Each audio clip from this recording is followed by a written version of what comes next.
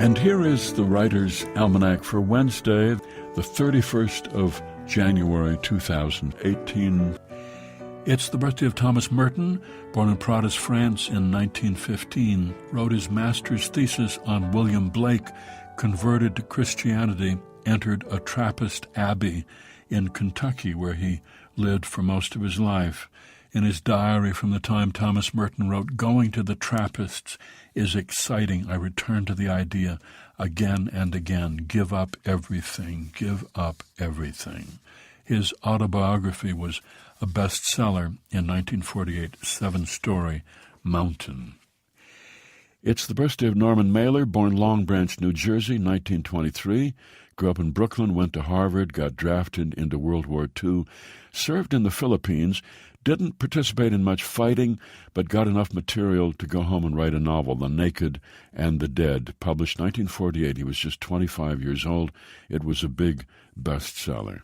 Norman Mailer wrote every day, 9 to 5, up until his death at the age of 84.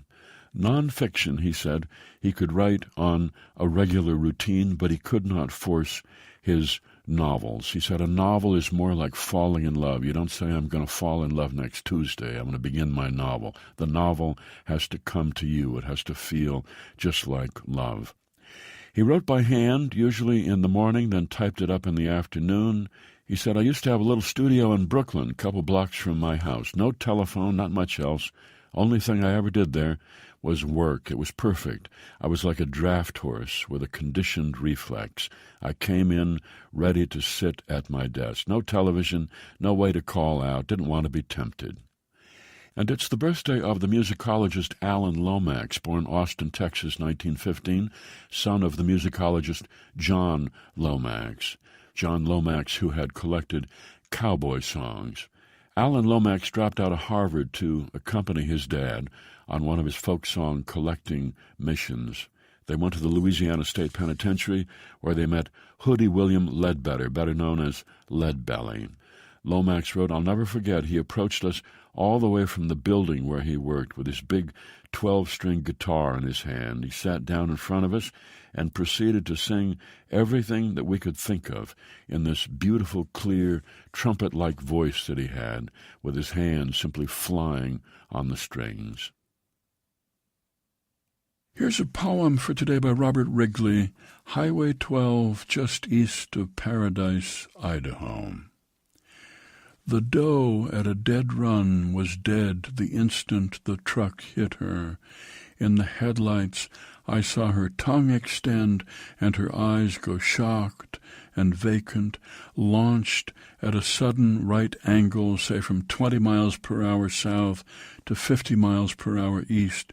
She skated many yards on the slightest toe-edge tips of her dainty deer hooves, then fell slowly inside the speed of her new trajectory, not poleaxed, but stunned, away from me and the truck's decelerating pitch. She skidded along the right lane's fog line, true as a cue ball, until her neck caught a signpost that spun her around both lanes and out of sight beyond the edge, for which, I admit, I was grateful, the road there being dark, narrow, and shoulderless, and home with its lights not far away.